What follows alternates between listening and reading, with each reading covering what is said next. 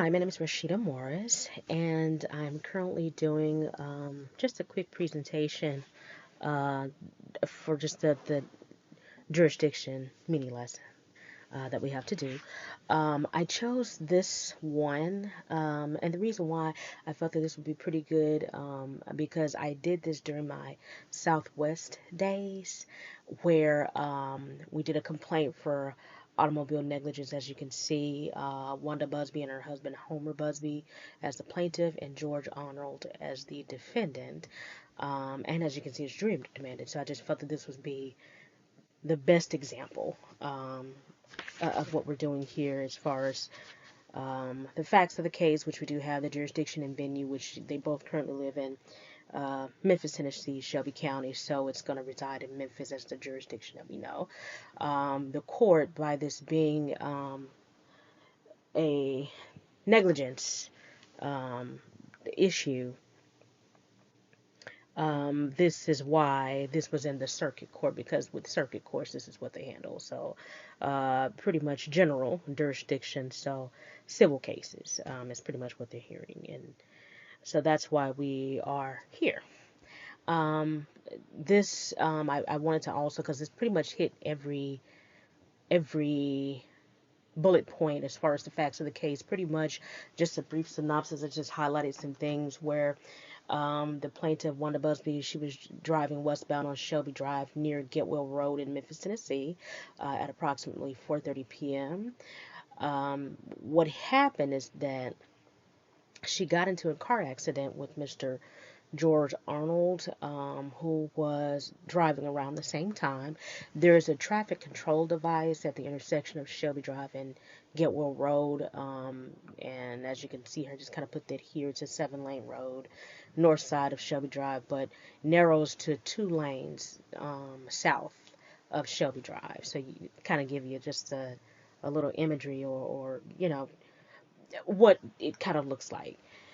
Um, just kind of describing the truck, so that doesn't matter. But here, George Arnold, he also stated that at the same time he was driving, and that in his defense, his light was green as he approached the intersection, and that her light was red. He also stated that it might have changed because he was kind of um, under the light, which at the same time is also not as good in his defense, only because that line that's there that you have to stay behind safely so that you can not only see the traffic um and and just maintain that, just pretty much one of the elements of her case, pretty much is that duty, to act in a safe manner, I would say that, or to behave in a safe manner. So that's kind of one of the elements. If you actually look on chapter 2 of the book, Legal Research, Analysis, and Writing, which is what we are studying in, then that's a couple of the elements, which is what Mrs. Busby and Mr. Busby are suing Arnold for. So I do understand that. But one thing that Arnold mentioned is that he did, on his defense here, the plaintiff uh, gunned her car, insisted that she ran the red light, pretty much.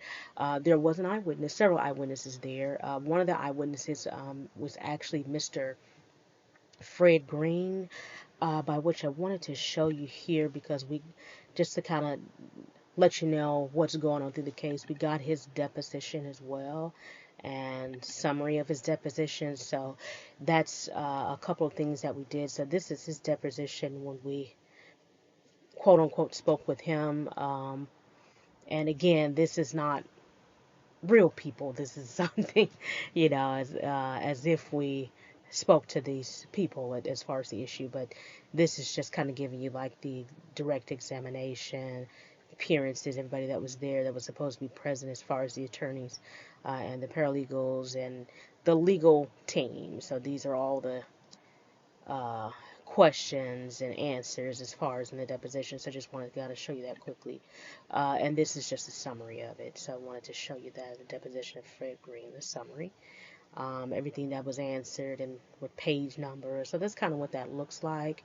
order of appearances, direct examination, as we mentioned before.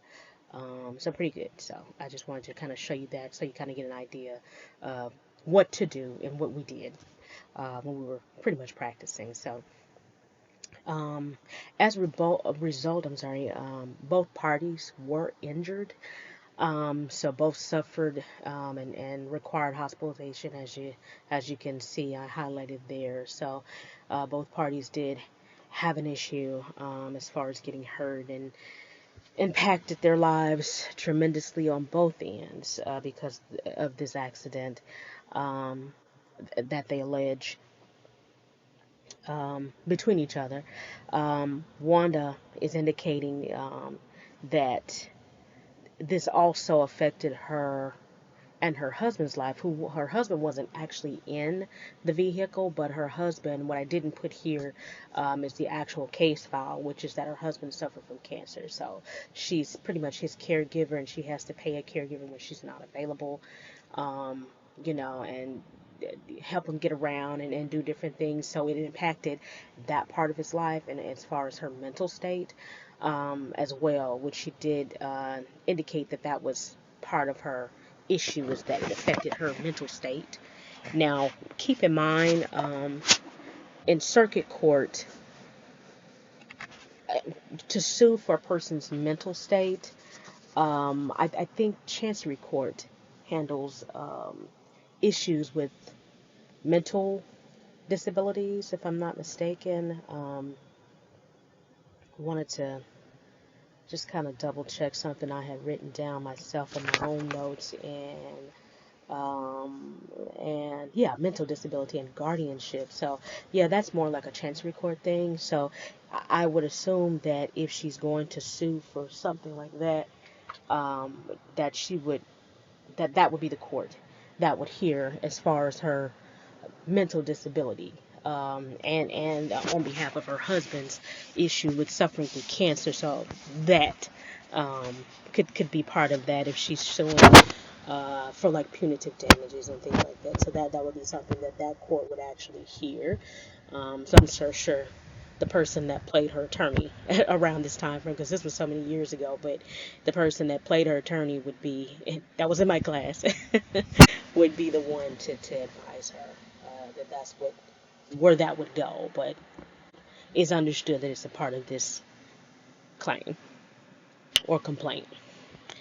Um, I wanted to talk about also again the elements of her of her complaint, as well as establishing a prima facie case, which we can pretty much see that um, she did present a strong prima facie case for establishing negligence because pretty much what we already mentioned, the facts of the case is that that she felt that he didn't have a duty on his part to act in a safe manner, so he violated that.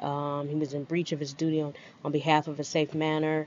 Causation, so he was pretty much, she said, a direct and proximate cause, which is what I kind of highlighted here, and this is what she's saying. So each one of these, A, B, C, D, is pretty much what she's saying when she's indicating that he negligently failed to maintain a proper lookout, failing to keep his vehicle under proper control. So those are those elements there. Um, and the fourth element, which is damage to the plaintiff. So pretty much a strong prima facie case. If we look at it, it's pretty much, um, it's what it is. So she has a strong case. Um, he too, George Arnold, has a strong case as well because, in his defense, he felt that she ran the red light, and he sustained injuries as well. So if you look at chapter 2 under writing issue statements, 2:7, it lists the elements as well as the prima facie case. So, and that's page 26 on chapter 2 of our book. So that will have that there. It also shows here like the city ordinances that she felt he was violating or in violation of as well, such as these are Tennessee Code annotated. So it shows here like 55-8-109 obedience to any required traffic device, when she felt like he ran the red light, and same thing with him, vice versa. She felt like he felt like she did. So that's what that is. I wanted to show some other things here to kind of show you, as far as what we did after the deposition, and this is just some interrogatories. I think this is just a document. I didn't. Oh no, this is her first set of interrogatory. So yeah, so that's good. So that'll show you kind of like the timeline and what happened as we were preparing the case, and the pretrial notebook and everything that we did that led up to it. So yeah, here are the interrogatories. I wanted to make sure I had that in there. I thought it was just plain because I have some of them were are just plain, and then there are others where it has information actually written on it, so you can see kind of how it goes. This was the order on the plaintiff's motion to compel for request of documents or production of documents. I'm sorry. So we included this in her case file that we did. Let me see here. Yeah, this is really good. So this is probably the pretrial notebook. Course and procedures is what this was, and when we were handling this. So, and yeah, I just wanted to kind of click around here so you can kind of see what all we did. And this was good. Yeah. So that's pretty much the gist, as far as what's going on, what courts can hear, the information, and just the timeline. I don't want to say too much. I know we probably went over my time limit, but this is just, I would say, part one, um, as far as what happened, um, and the differences between circuit court and chancery court. So as you can see, chancery courts, um, it's pretty much, like I said, a person's mental state.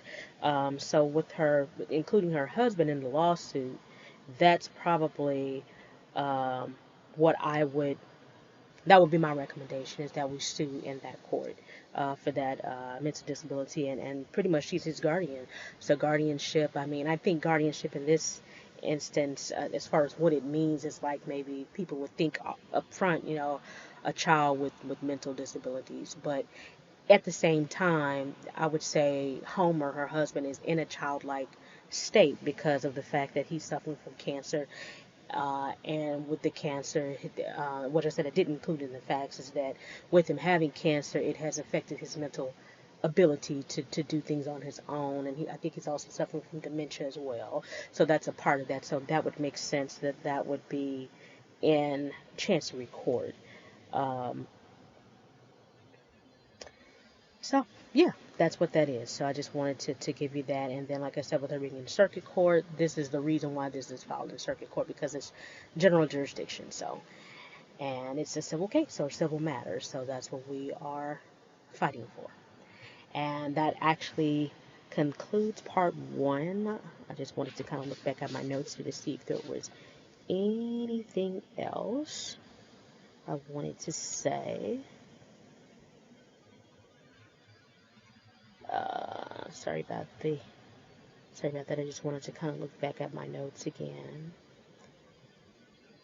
Oh, and if I didn't mention, circuit court is a state court. So if I didn't say that, that's what this is. Such as like chancery and chancery court and things like that. So it's a state court. So we're not. Um,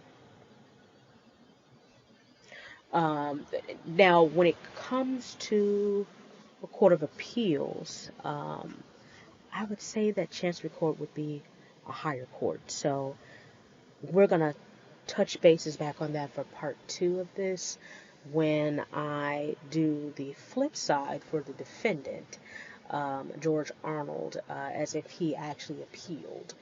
Um, and again, with his appeal, he also suffered um, in the hospital as well, and his normal part of life, things that he can do as well, that also suffered. So I just wanted to say that too, so you'll kind of know where I'm going with this. But I would just say stay tuned for part two. So again, thank you, and this is me signing off on part one.